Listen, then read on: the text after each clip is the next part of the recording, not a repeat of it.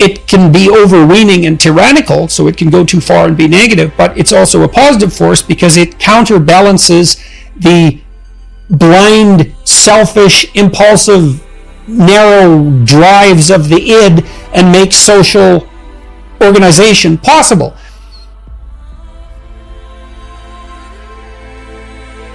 Hey there! It's hard to find good help for many people today. With so much information, it's easy to feel overwhelmed and that you don't have any way to sift through the noise. Luckily, motivational speakers can help. Subscribe to us for endless motivation. Whenever a developing mind encounters a comprehensive set of novel ideas, there is the initial danger of sliding into uncritical acceptance of those ideas. And that can happen whenever you read anyone who's thought through things with some degree of thoroughness. So I fell into Nietzsche, I fell into Dostoevsky, I fell into Jung, I fell into Freud, I fell into Rogers. The latter are all clinicians. When I teach my personality course, when I taught my personality course at Harvard and at U of T, I would present each thinker in the strongest possible terms. But even though they didn't always agree, that there was a central element of agreement, but certainly plenty of disagreement. And that was somewhat disconcerting to the students because they would identify with one thinker and then we'd go on to another and they'd identify with them and then we'd go on to another and so on. But I think that's okay as long as you come out the other end, and you tend to. And so when you encounter a new set of ideas, you do tend to adopt them somewhat dogmatically to begin with as you're puzzling through them. And then later, with more development and more reading, you kind of come back to yourself. And so I think that's part of the developmental course of expanding your philosophical or psychological knowledge. I do warn against oversimplified thinking. That's a method. It's actually a discourse on methodology of thought. You know, what I warn against primarily there are low-resolution answers to low-resolution questions. What should we do about the planet's ecology? Well, that's just not a very good question. It's way too vague. How should we restructure our economic system? Well, it's too global and vague. Those questions don't lead to productive answers because they're ill-formed.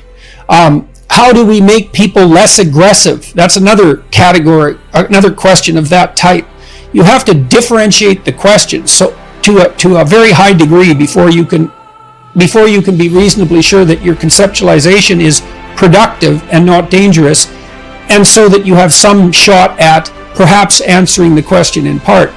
So with regards to aggression, for example, maybe you're concerned about interpersonal aggression between people, you might be able to say, how could we reduce the incidence of physical aggression, kicking, biting, and hitting, for example, among 6-year-old boys in a given geographical locale?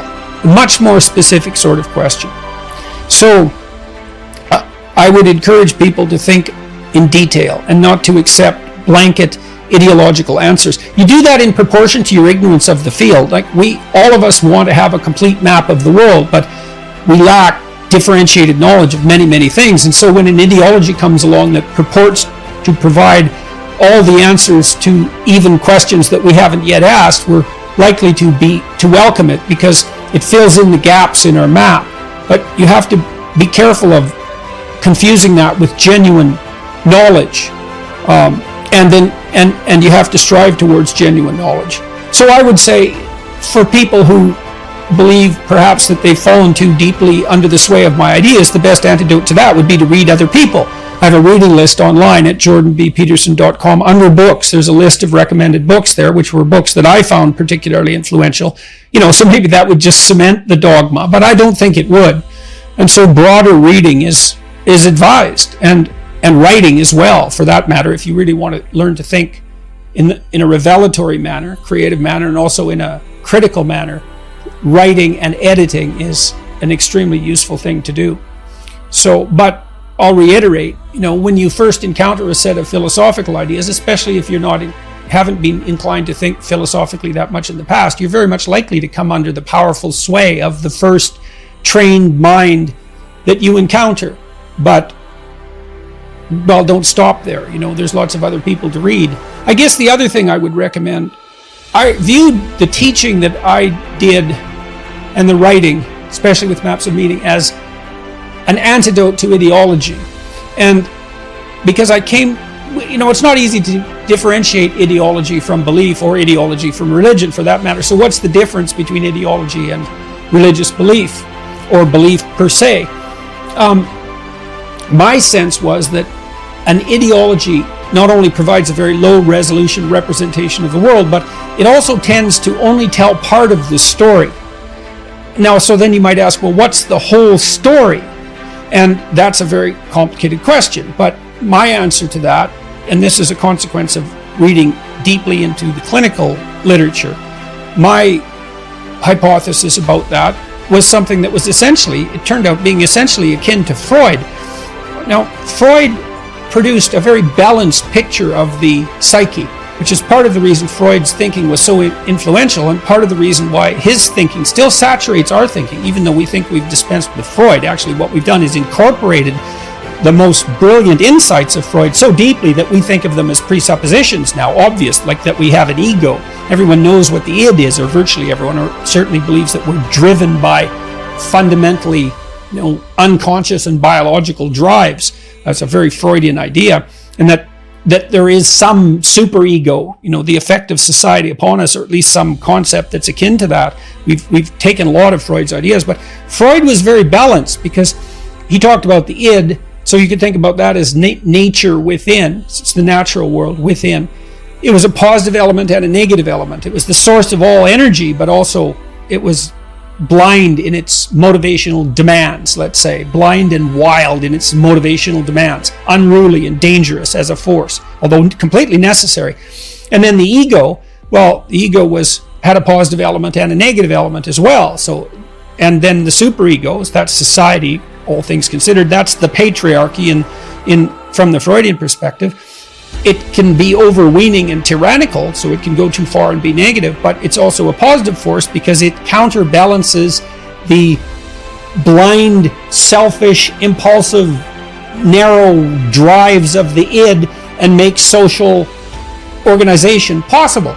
So Freud has a 3-tier view of psychological reality, and each element has a positive and negative pole.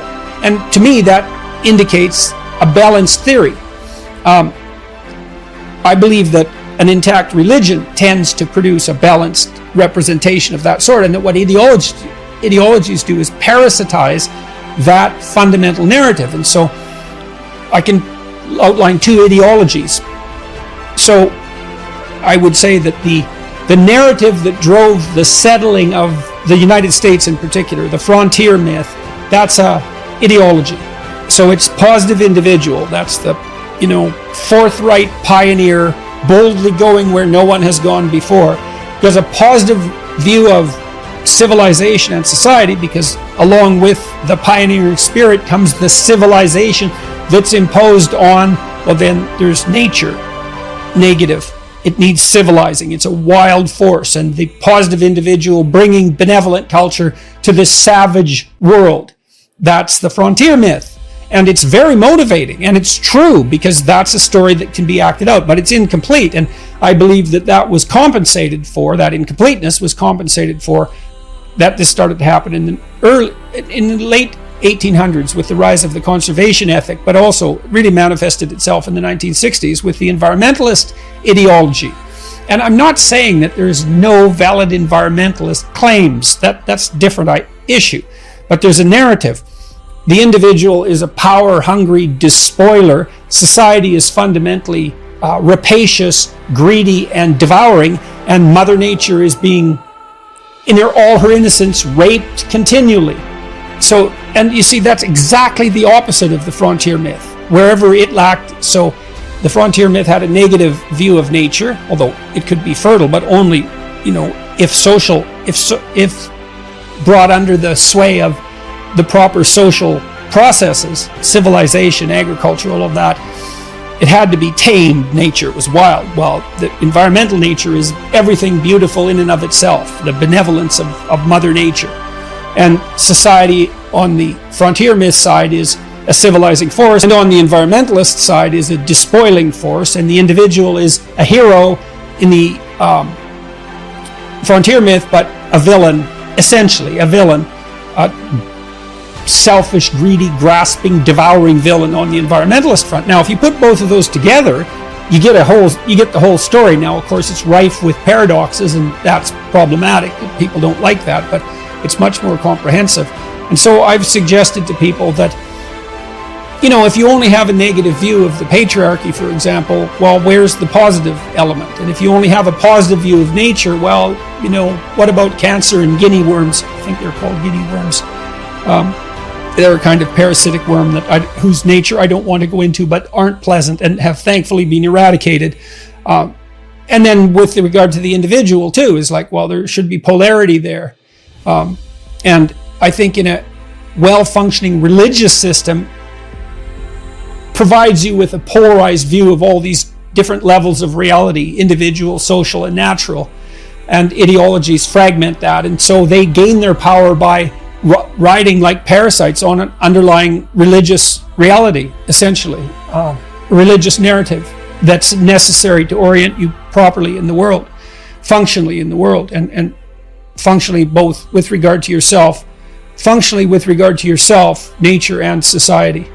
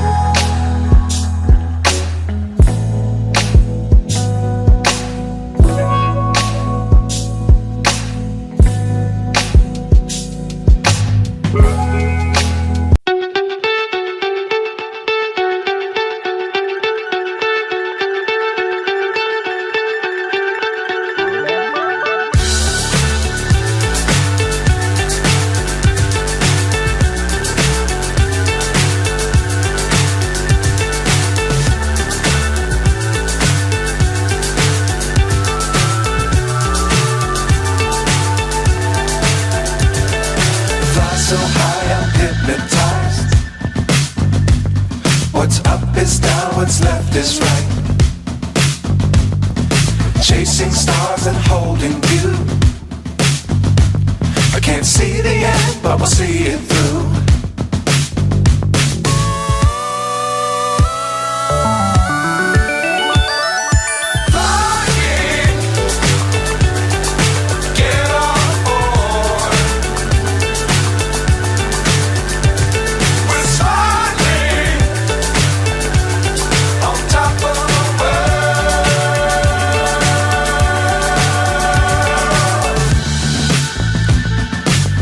Times don't fly too high.